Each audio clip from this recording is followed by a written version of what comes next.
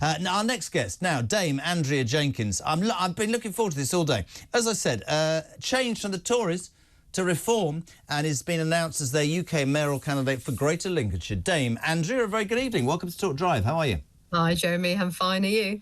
Yeah, not bad. Excuse me, I'm in my little one's bedroom. My little one has got his friends over for dinner, so they're at the table at the moment. So you've left the children downstairs unsupervised to destroy your kitchen, and God knows I've got more children than Boris Johnson, so I know what it's like. I've actually got a camera on my... I've got a camera on my phone, Little Elf Smart app. I don't know if you've ever used them. I've got that, and I can keep an eye on the dogs as well. So it's called spying, Andrea.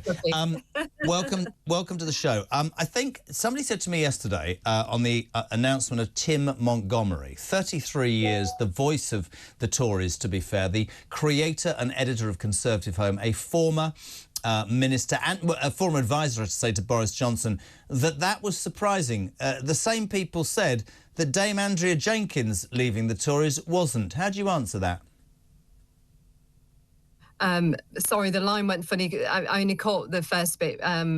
Somebody said to me yesterday that Tim Montgomery defecting was shocking, but they would have backed you to defect at some point. It was a done deal. How do you answer that?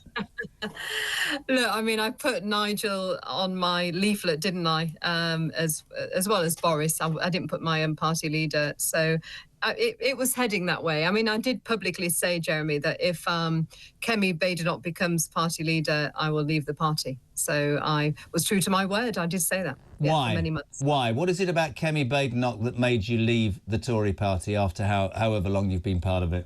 Yeah, over 20 years, a party member.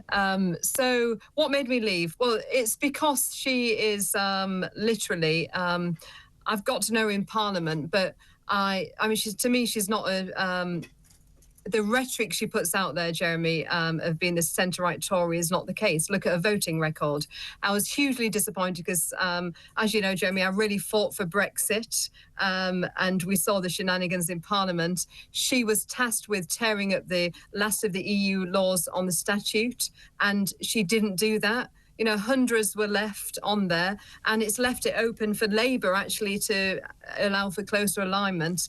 And it's just the way that she talks down to people, actually. I just don't like it. Even like Sir Bill Cashew's been a stalwart in Parliament, was for decades. She tried to school them like a mum, and even the Speaker. And I just don't like that kind of attitude, I'm afraid. Would you have preferred Robert Jenrick? Yeah, 100%, definitely. No, Robert, I like Robert as a friend. He came to my 50th in June, so him and his wife. Are you a rare breed, or are there others on the backbenches, disillusioned, disenchanted, and please don't take this the wrong way, ready to jump from a ship that many people say is sinking? No, I said in my statement, actually, Jeremy, about the ship is sinking, so I agree with you there. Well, put it this way, quite a few former MPs have contacted me. I've had mainly positive messages saying that they were thinking of it too. And especially when Kemi became leader, this was discussions. A few people was not happy about that. MPs, maybe one, but I think it's, if you look at the makeup, it's mainly the One Nation what's left. And, the few solid ones, Thatcherite Conservatives are left, I think they'd give it a lot longer, to be honest. But let's see what happens with the polls. I mean, Nigel's doing great in the polling. And look, we've increased 4,000 members over 4 days, 1,000 a day. So who knows? They might have to come to Reform if they want to save their seats. Before we talk about you specifically in Reform, earlier on I had Ben Habib, who many people, I will tell you, on this station and widely across the country consider a fantastic orator and somebody who speaks real common sense. There's been... he's left Reform. He was very honest about that. Some people would say he was upset that he didn't become an MP. He said that it needs democratisation, the Reform Party, that it's almost like a private members club or a private company run by Nigel Farage on a whim, and that's not how he feels it should be. Somebody like Ben Habib would undoubtedly electorally be a very, very big asset for Reform. Do you see that as a missed opportunity? Can you see a situation where that might change? Look, I mean, I don't know the background because obviously I've only been in the parties less than a week, so I don't know about their conversations. But all I can say is what I've seen of democracy, it is democratised. I mean, I went through a proper selection process, Jeremy, for the mayoral seat. There was 2 stages to it. There was other candidates. We all got a grilling, etc. And what I'm seeing, even with sort of selecting council candidates in the area where I'm standing, it is a fair and due process. So what I've seen is great. And one of the reasons I joined was actually how fabulous Zia is, his organisational skills. So I haven't seen the party that Ben speaks about, should I say, because I've seen quite a professional outfit in the last 6 days that I've been involved. Sorry, call me naive and stupid. It's probably old age. I'm much older than you. If you hadn't been selected for the mayoral seat of Greater Lincolnshire, would you still have joined Reform? Oh, yeah, of course I was, yeah, absolutely. And why not an MP? I mean, the mayoral thing only came about probably the last couple of months. I mean, I've been speaking with them since after the election. And obviously before the election I was, but after the election. And so I was thinking of coming over back in August, was having conversations, and it was just to be a general party member, to be honest with you. And I mean, at that stage, I wanted to be on the front line of politics. But then in conversations had, with Zia and Nigel, and because of my footprint in Lincolnshire, I mean, I went to 4 schools there. I've got a footprint in North Lincolnshire, North East. I went to college there. I hope it's not a carbon footprint, is it? Well, it would be for me because I don't believe in this net zero rubbish, actually. Right, well, that's a really... Now, you've just given me an open goal because I want to ask you about this. So your hero, OK, let's be honest, Bojo, has he rung you?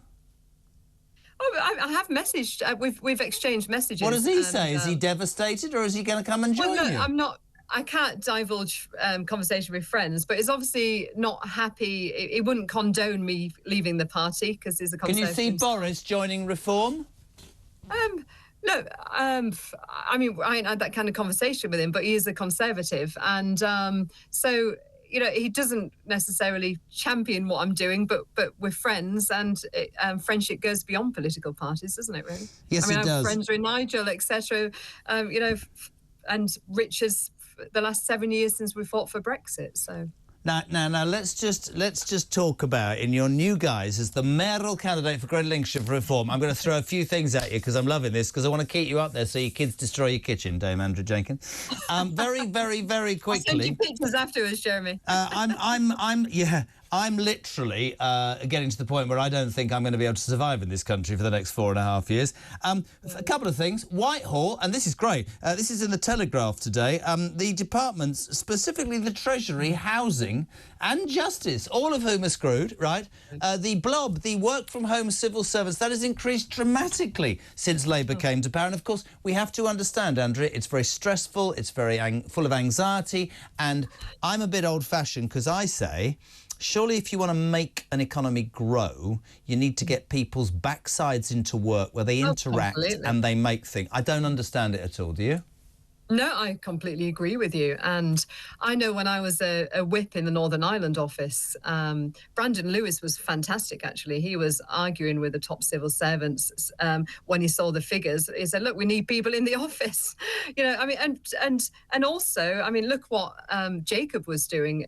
He was left notes, didn't he, to try and get people in the office. And it's right. I agree with you 100%, Jeremy, because, the economy and also that the muscle memory of those more experienced people. How are the younger junior members going to learn from them on a Zoom call? Well, somebody said that their idea of social interaction is a Teams meeting. I don't buy all this stuff about my mental health is going to improve by being at home. What, on your own without any social? I don't understand it. And I also fear, and listen, everybody knows what I think about Reform. I make no secret of it. I voted for Reform. But what I fear is that it's another example of a country that is so goddamn soft. We're the softest, which is why immigrants come to this country, because we put them in a hotel and wipe... And why productivity is so low in our country as well, isn't it? But we've got a government that are saying, right, to the private sector, to anybody intelligent enough to build a business, to create jobs, to create growth. We're going to tax the backside off you, and we're going to say to the public sector, we're going to bloat you with pay rises because you're our union masters. And then we're saying, do you know what? At the end of the day, we'll just, we'll let people out of prisons. We won't send people. I mean, that's the other thing. Have you seen this? Fewer criminals sent to prison. Now, I can put this to your government as well, because I think this is 30 years of failure. Why didn't you lot build more prisons, Andrea? Look, I think the simple answer is we had to clear up Labour's mess back in 2010 during the coalition years, get the economy back on track. They did a improving schools programme and hospitals. They did one in Leeds here. And then COVID happened, and then the Ukraine war. So I personally think they've run out of money. I mean, yeah, looking back, we'd prioritise some things differently on how we spend money. But what I want to do with the mayoral thing, actually, Jeremy, is I want it to be a blueprint for common sense. I don't want, I want to root out this work. Hold on a second. She's nicking on our sign. We're the home of common sense. You're going to take that and win the election, woman. You're going to charge you money. Maybe I can come on the show more and then do whatever you want, of course. We're aligned. But no, to me, I want to root out this woke agenda, which actually is inflicted in governments and local government of both colours, isn't it, of the main parties? And I want a blueprint for common sense. Get people back in the office and look at inward investment, be creative with that, and actually, rather than spending money on diversity officers, let's fix our roads. I said, look, I'm not going to lie. The Tories, and I lay this at Boris Johnson's door, actually, because he got wrapped up in the Green agenda as well, wherever that came from. I didn't know, Jeremy. He had a fantastic opportunity, and many people who were supporters of Boris Johnson feel let down that went away, whether it was vindictive or fake or whatever. But I say this to you, and I say it to every politician. Everybody needs to look at what happened 3 weeks ago in America, because you can shove your identity politics and your virtue signalling and all that stuff. Seriously, whatever people say about Donald Trump, right? I get that. Probably awful and all that. But 85 million Americans went, do you know what matters to us? Cost of gas, cost of bread and immigrants in our country. And I think the British people, Andrea, whether it's reform or a new Tory party under Ms Badenoch or whatever it is, right? I think the British people, although disillusioned with politicians, are not going to be taken for fools anymore, and they will turn to something or somebody who goes, do you know what? I'm putting you lot first. I'm not going to put you last. I'm putting you first. Right, Jeremy, I've been fighting against this, let's face it, all the main parties have got a homogenised view on net zero, haven't they? They all think the same thing. There's nobody holding them to account. That's why 18 months ago, I became an unpaid director of Net Zero Watch, which was set up by Nigel Lawson, the late Nigel Lawson, to challenge the whole consensus, because I don't believe in it. I'm sorry, but I think it's a way, this net zero, to tax people and control people. I believe in freedom. I believe you should heat the home as you want. I believe in the markets, let them decide and get the best price. I'm actually pro-fracking as well.